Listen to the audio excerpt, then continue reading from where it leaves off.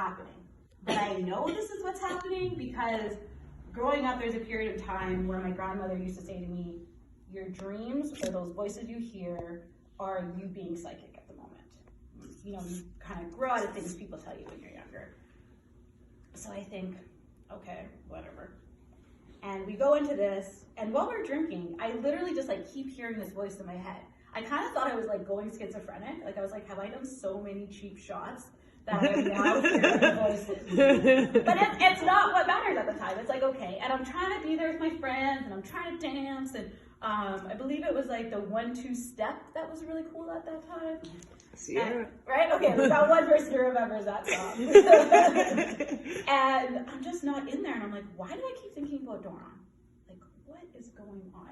And a few days prior, one of my really good friends' parents had said to me, they'd heard my situation. They said, come stay in our house for a couple weeks. And I was like, okay. So I was kind of couch surfing while I was drinking and partying and doing all these things. And I wake up in the morning and it's still bugging me. Like, why do I feel like I just have to call Doron? And why do I feel like I shouldn't drink? And I was like, just because I'm hungover. You know, you get a hungover, you're like, I'm never drinking again. Okay, you guys, hey, half bottle price wine, let's go. And so we're going through this phase, and I'm like, And literally, I'm walking out of my friend's house to go catch the bus, and Doron drives by me. What are you doing in this area? I'm actually staying at my friend's for a few months across the street. You're staying across the street from my friend's house, and last night, something told me to come hang out with you. And I'm like, this is gonna be really weird, but can I go to your church? And he's all excited. You wanna go to my church? Yes. I just remember being like, what am I agreeing to right now? But I need to get this nagging voice out of my head. And out, not even out of my head, out of like my heart. Like, it was actually kind of felt like someone was inside kind of dancing around like, pay attention to me, pay attention to me. It's like my niece when I give her too much red candy. It's not happening. And so I'm having this moment, and I remember, so I go out Friday, because that's what you do, and I go out Saturday, because that's what you do. Life sucks right now. I'm supposed to just drink it away. And the whole time I just kept hearing this, like, you're not going to achieve anything, and you need to be a Doron. So that Sunday, I ended up at church with Doron. And the pastor wasn't like a regular pastor. He was like a cool, hip, down, like, he was a little hipster pastor. I call him the hipster pastor. Mm-hmm. And his service that day was how about it doesn't matter, and obviously like he's saying God at this point, but it doesn't matter what you have. Like, you were born into this earth and you were loved from the minute you came into this earth. And the minute you realize that like you are loved and that you're not loved because, and he had props, so I love props. So he was like, right?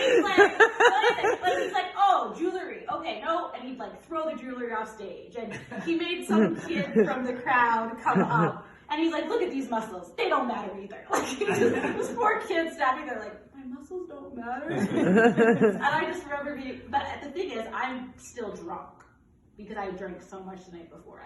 Realistically, if Doron hadn't showed up and been like so happy to take me to church, I wouldn't have been there.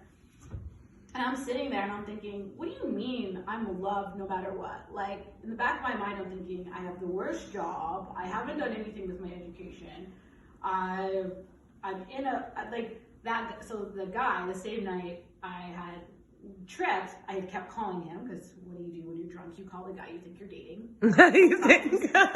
Multiple times. And he was like, how dare you call my phone that many times? And just was so angry and rageful.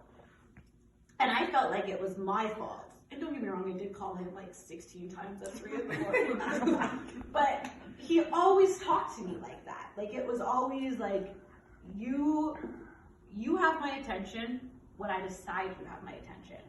Not about us being mutual together, not about us mutually growing together. Like, you were this pawn, and I accepted that. I accepted every role that someone put me in.